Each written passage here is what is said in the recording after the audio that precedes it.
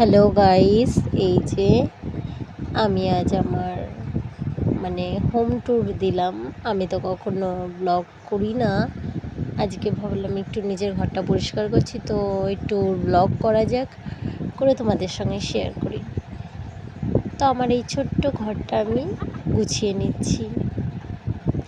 দেখো, জানি সবার ঘর সব রকম তো হয় না।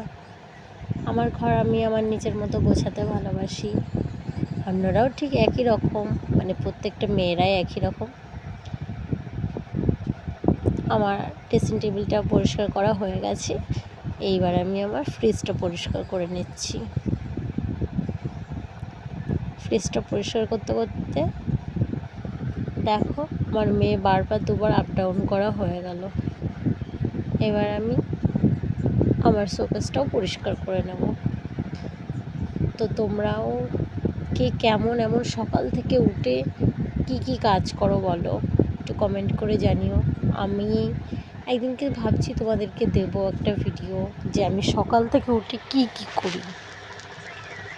বিছানাটা পরিষ্কার করেছিলাম, আবারও নোংরা করে দিয়েছে আমার মেয়ে, তাই বিছানাটাও পরিষ্কার করে নিচ্ছি। এরপরে ঘরটা ঝাড় দিয়ে দিই। ঘরটা ঝাড় দেওয়ার পরে ফাইনাল আমার ঘরটা কীরকম আমি তোমাদেরকে সেটা দেখাবো, ঠিক আছে? ওয়েট।